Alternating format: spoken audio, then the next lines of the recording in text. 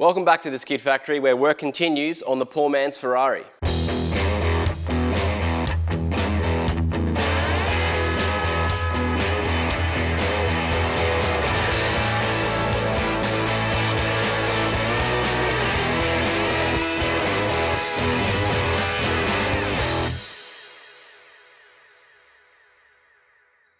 We've made a heap of progress on the MR2. As you would have seen in the previous episode, I got a little bit carried away pulling everything apart and painting everything. Now's the tedious task of putting it all back together. When I pulled it apart, I made the rookie mistake of not taking any photos or noting where anything went, and all I've got for reference is a bucket of bolts, compliance plates, grommets, relays, what's this? Relay light reminder, and I've got to put this all back in now, so let's pull some tape off, bend some brake lines back into place and get it done.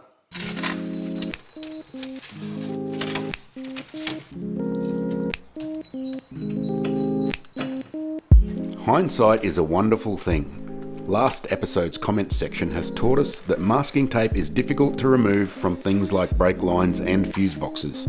We'll try aluminium foil next time. Woody pieces the front back together, adding a freshly painted brake booster to the mix.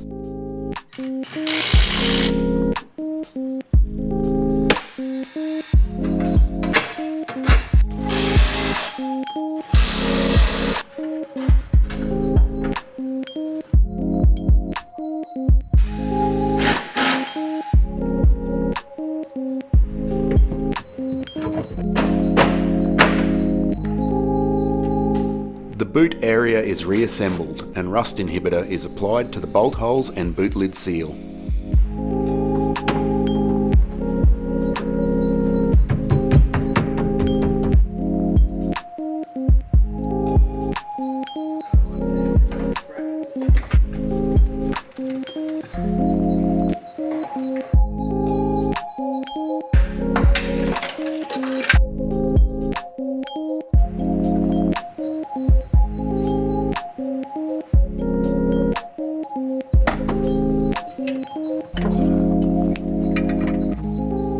Checking the flow path. Don't you have to pull the fuel tank out?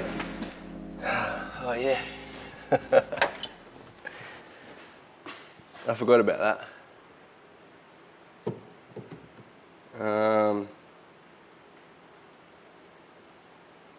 So maybe I shouldn't bolt it in then. I'm pretty sure you can pull it out with that still in there. How good's the colour scheme? Don't you think it looks good? Now I've just got to match it up with a heap of ugly bolts. Is that Hilux grey? Hilux grey. 1E9 is the paint code. So it'll be really expensive to buy. Not particularly impressive, but have great resale. Oh, because Toyota? Is that why? Because Hilux. Yeah, dog. Lucky you didn't paint it 79 series sandy taupe. 79 series white. Do they make cruisers in any other colour? Although I'm not a fan of the 79 series cruiser, I am a fan of dad jokes and Shano's work on the AW radiator. It don't fit.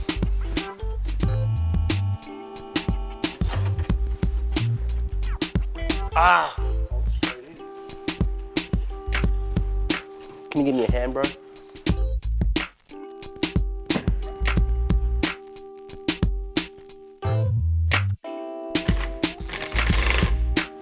Woody slots the radiator in from the underside of the car and then moves on to fitting the heater and air conditioning boxes to the interior. I'm stuck. Is that stereo cable? Yep. Get it out of there. No. Get it out. First you gotta get comfortable. Hurry up, hurry up.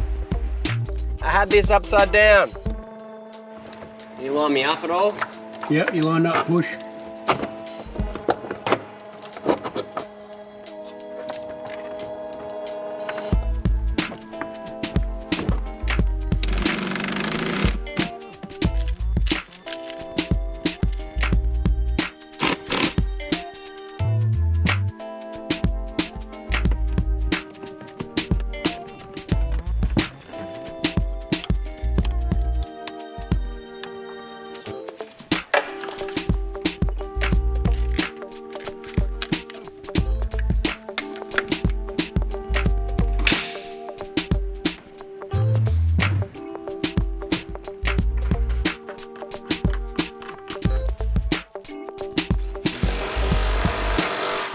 that's the interior back together. Well, most of it anyway. This is just kind of sitting there for the time being because I've got to gain access to the fuel pump and sender plug here. When we do drop the tank out to replace the fuel pump, heater core, air conditioning evaporator is back in there, and the evaporator still needs to get hooked up. That's because I'm going to replace some O-rings when we go in and see Old Cock to get the air conditioning gassed. I still am looking for a compressor and bracket for the side of the block, but I think Johnny, the one and only Johnny, has one, and that's a later date thing. So interior's back together, stoked, gave a bit of a vacuum, found a few more dollars under the seats. Now I'm still waiting on some parts, and then we can get the engine assembled and the head assembled and put it back in the car. So until we get some parts, we're gonna have to wait now. You can clean up. I can clean up.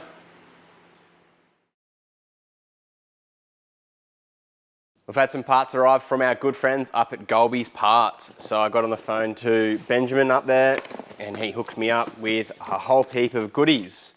Genuine Toyota oil pump.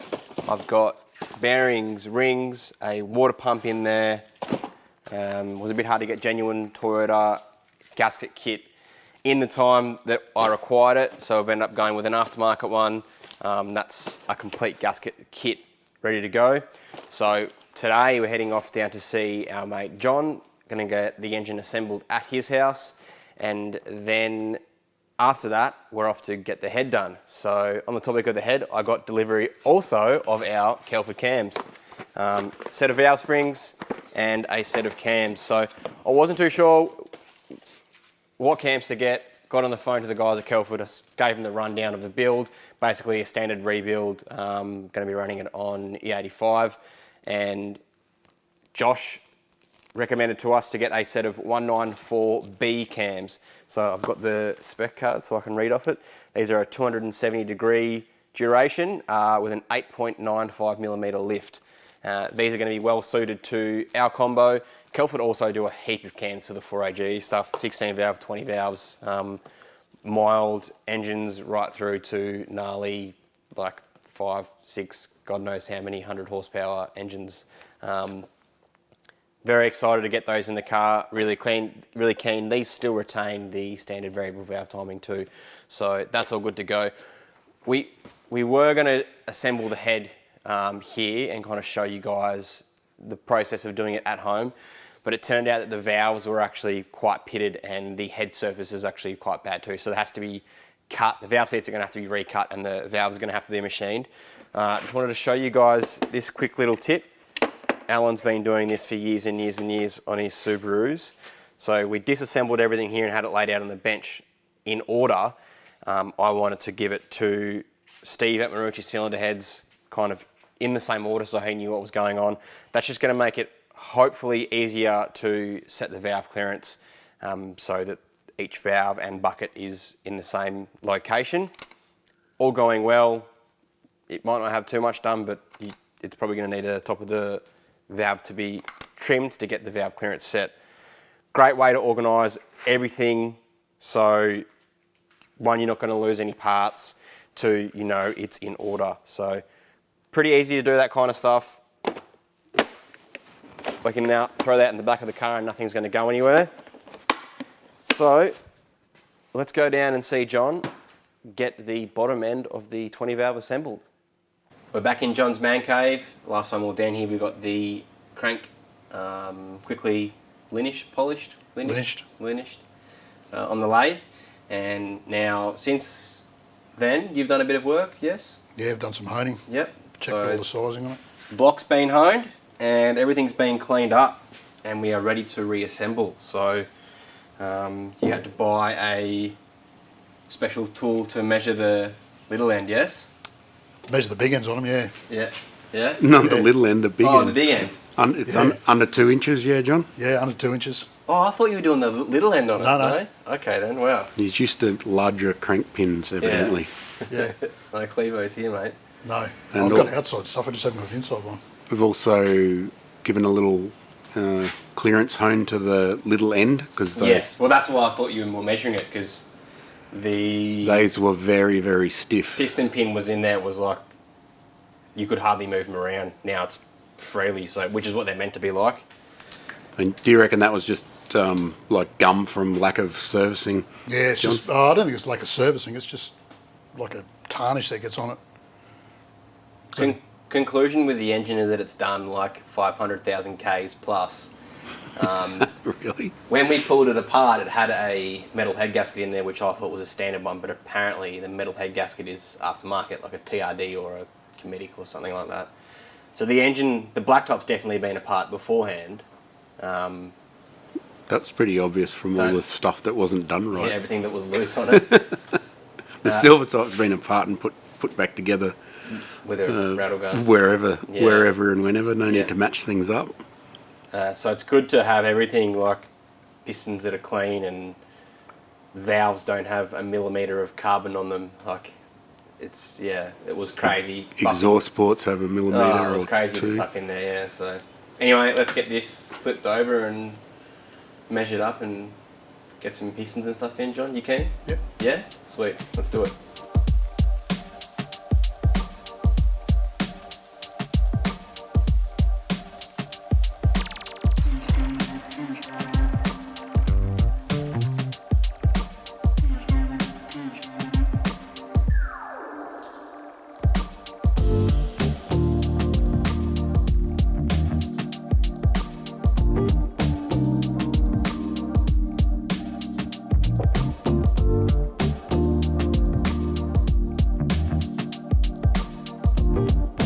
Like any good automotive YouTuber, Woody checks the ring gaps.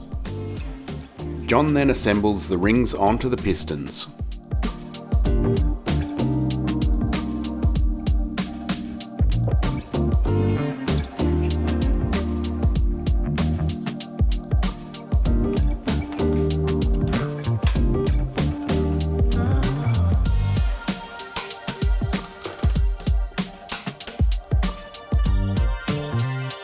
The bearing crush and oil clearance of the rods is checked, followed by the main journals.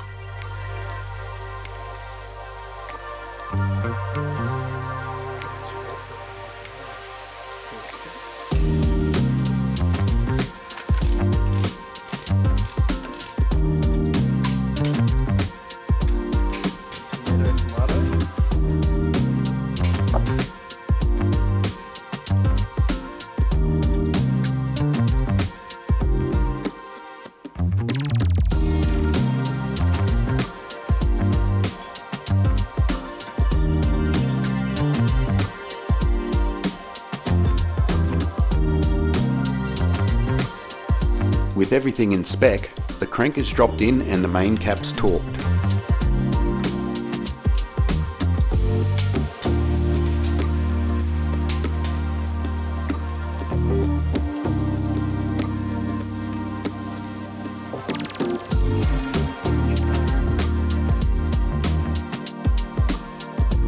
Woody then lubricates the pistons and compresses the rings before punching them into the bore. The rod bolts are then torqued to spec to finish the bottom end assembly.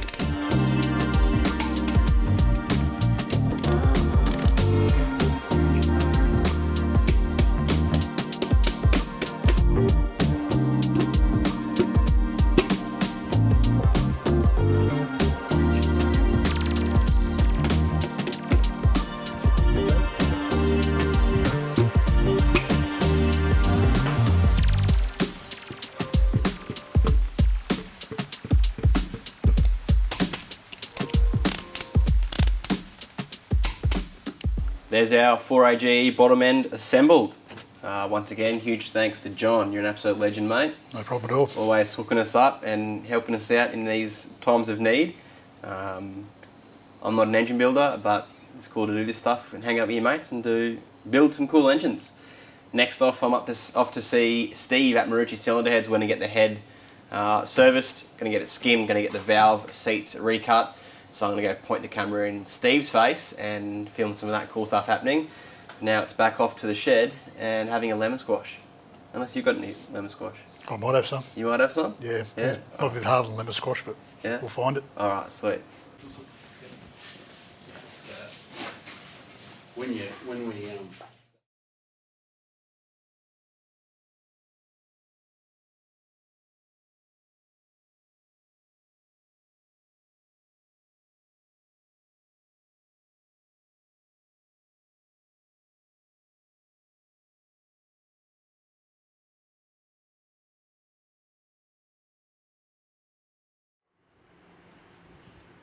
Like how?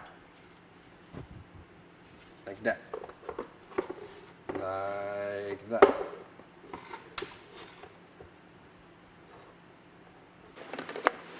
What happened to your hand? I attacked it with a gurney. Really, bro? Yep. You know I'm not going to use any of that, bro. Don't you love it how this old Japanese stuff just fits together? Mm-hmm. Like it just fits.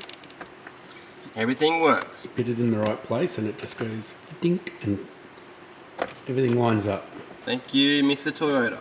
How come all 20-something YouTubers have like a Adam LZ mo?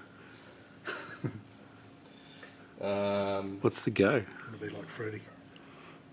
Freddie Mercury mo. I don't know. You know I've got a mo. And it works, Alan. Why have you got a mo? You know why. Why?